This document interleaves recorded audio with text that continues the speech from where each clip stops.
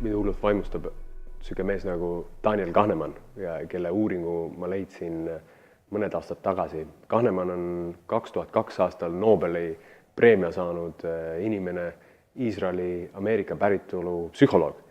Ja ta küll Nobeli preemia sai oma panuse eest majandusteadusesse, aga üks nagu uuring oli minu jaoks hästi põnev. Ma lugesin seda tema 2013 aastal ilmunud raamatust Kiire ja aeglane mõtlemine.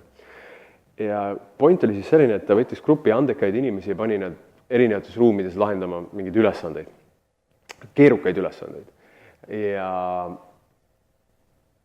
erinevus oli see, et ühes ruumis oli lihtsalt see ülesanne, millega tegeleda, teises ruumis oli siis 3 ruumi setupi, oli tavaline ruum, siis teine ruum oli, kus oli ekraan, kuskil nagu arvuti on seal toas, mille ekraanil on screensaver dollaritest, ulbivad seal kuskil vees, ja kolmandas ruumis oli siis kusagil nagu taustal oli laud, mille peal oli Monopoly raha. Aga ei see arvuti ega Monopoly raha ei olnud mitte üldse selle katsega seotud, nad olid lihtsalt ruumi nagu rekvisiit. Ja põnev oli lugeda, kuidas pelgalt raha teadvus välja toomine muutis inimeste käitumist. Ehk kutsume edaspidi neid siis dollaritest või Monopoly rahast, dollaritest rahast mõjutatud inimeste käitumine muutus sedavõrd, et ühtepidi nad pidasid kauem vastu, mis näitab, et raha saab inimestest tõsta motivatsiooni pingutada. Aga kui me vaatame teist aspekti, mis on äriseisukohast, kui me ei ole indiviidid, näiteks müügiinimesena tegutsen, siis võib-olla see on tore. Aga kui ma tegutsen koostöös või mul on tiim, keda juhtida, siis rahast mõjutatud tiimides koostöö langes üpris radikaalselt.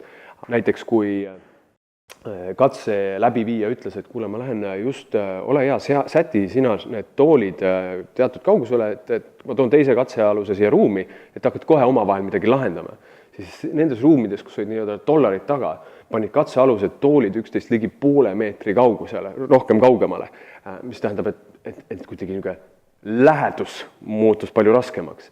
Ja või siis, kui katse läbiviija kogemata, mängult kogemata, pillas maha mingisugused pastakad, siis jällegi need inimesed, kelle oli raha ulpis kuskil taustal, aitasid oluliselt väiksema tõenäosusega ja ka vähem aega tal nagu sellele veeta, et pastakaid üles tõsta. Ehk siis see paneb nagu mõtlema sellele, et kui Gallupi statistika näitab 2018 uuringu järgi, et Eestis umbes 90% tööl käivatest inimestest teeb oma tööd kõige suurema mõte, mis neil selleks üldse on ainult raha pärast. Et kuidas see siis mõjutab tegelikult nende inimeste suutlikkust koostööd teha, mis on enamikes valdkondades siiski edu aluseks.